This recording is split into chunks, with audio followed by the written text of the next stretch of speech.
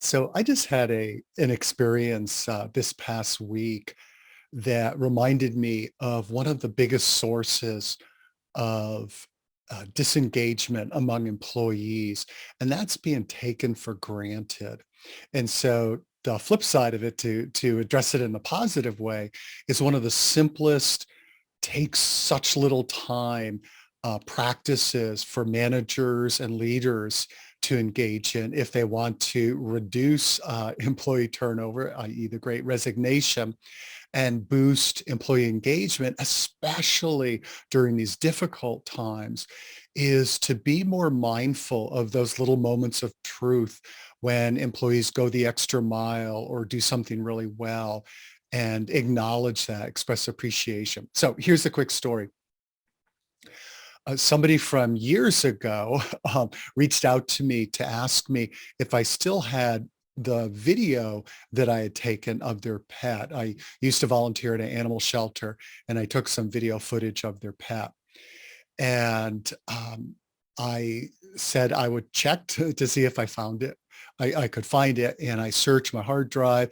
I spent, like, at first about a half an hour, 45 minutes, and I sent her a message back. Sorry, I can't find it, but I'm going to keep looking in other hard drives. So I did another search. I probably spent, I would say, about an hour and a half, maybe up to 2 hours.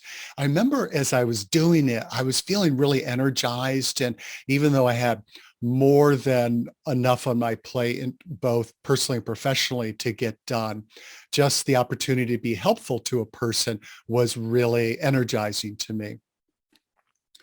And then this person followed up and said, I found a video link you sent me to YouTube, but it says private. So if you know anything about YouTube channels, you can make some videos unlisted and then others private. If it's private, it's only people who have a particular email address.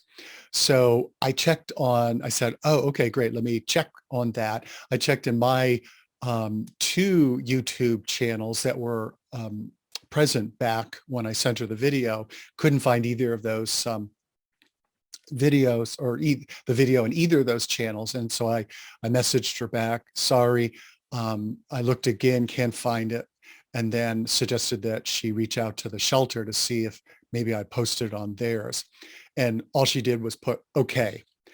And I'm like, I remember just feeling a sense of disappointment.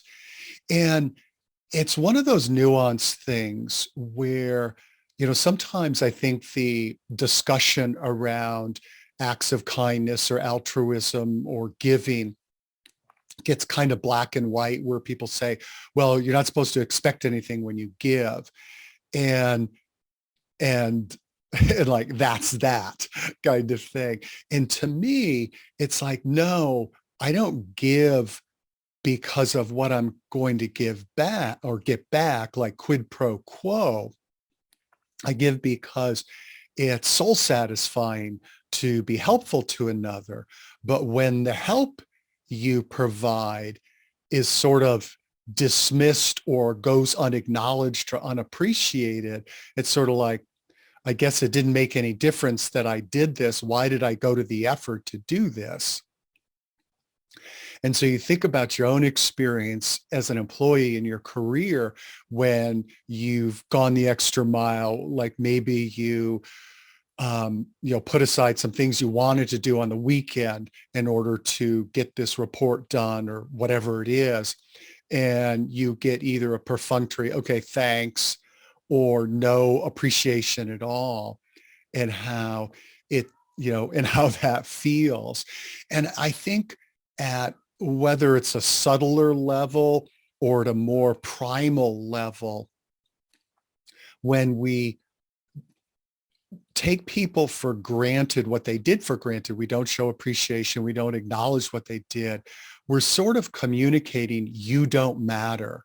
It's like, it's sort of like the equation is, what you did didn't matter to me, your efforts didn't matter. And then it's sort of like, therefore you don't matter. And one of the best ways, you think about, again, your own experience, for employees to stop caring about mattering is if their attempts to matter go unrecognized and unappreciated. So again, to flip it to the positive side, well, actually, before we get to the positive, and that's a great source of energy drain. That one of the models that I found so helpful in using and working with managers over the years is the energizer de-energizer model by Rob Cross, who's now at Babson College, and where his research showed that whether a person was seen as an or experienced as an energizer versus a de-energizer was the number one factor influencing their performance, their value they provided their employer, how they were seen by others in terms of, I want to be on their project teams, I want to get their insights, et cetera.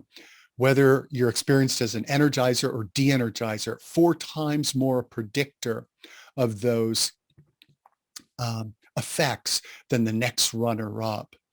So what? So the so what is, it's so important for us to be conscious of what's my impact on others. Does the way I respond in this situation, is that an energizer or a de-energizer?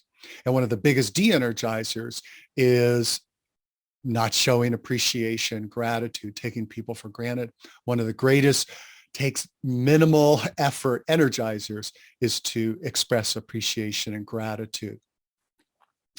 And again, during this pandemic where most people are experiencing pandemic exhaustion, we can't afford to do anything in the workplace that further depletes others.